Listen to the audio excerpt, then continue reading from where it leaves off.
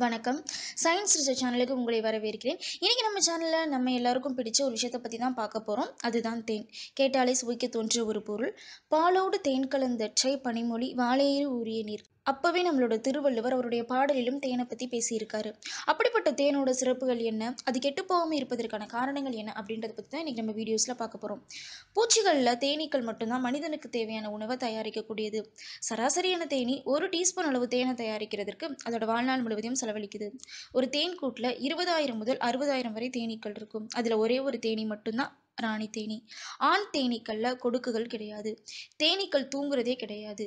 தேன்ல மட்டும்தான் உடலுக்கு தேவையான புரதங்கள், புரோட்டீன்கள், என்சைம்கள், தாது உப்புகள்னு மொத்தமாக இருக்கிறதால பல வகையான மருந்து பொருட்களில் தேன் உபயோகமாக இருக்கு.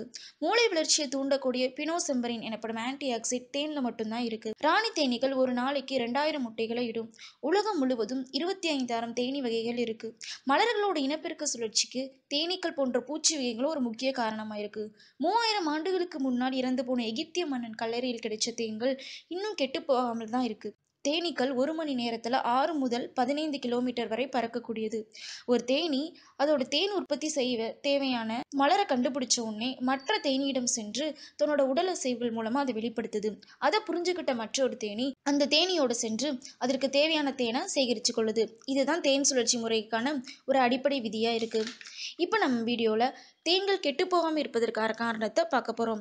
அதற்கு காரணமாக பல விஷயங்களை சொல்லியிருக்காங்க. அதை பற்றி பார்க்கலாம். தேன் ஒரு சர்க்கரை, அதாவது குளுக்கோஸ் மற்றும் ஃப்ரூக்டோஸால் ஆனது. இதில் தண்ணீரோட அளவு மிக குறைவாக இருக்கிறதால பாக்டீரியா நுண்ணுயிர்கள் வளர்றதுக்காக வாய்ப்புகள் ரொம்ப கம்மி. அதனாலேயே தேன் கொட்டுவதில்லை. பிஹெச்சோட அளவு, ஒரு பொருளில் இருக்க அமிலத்தன்மை இல்லாட்டி காரத்தன்மையை சொல்கிறது தான் பிஹெச். தேனில் அதோட பிஹெச் 3 முதல் 4.5 வரை இருக்கிறதால எந்த ஒரு நுண்ணுயிரையும் கொள்றதுக்கான ஆற்றல் அதனிடம் இருக்கு.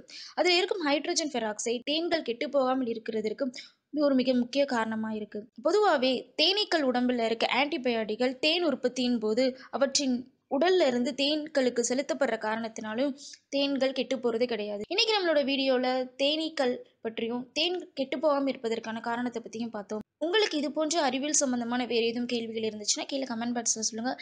மேலும் அறிவியல் சம்பந்தமான பல தகவல்களை தெரிஞ்சுக்கணும் அப்படின்னா எங்கள் சேனலை சப்ஸ்கிரைப் பண்ணுங்கள். நன்றி, வணக்கம்.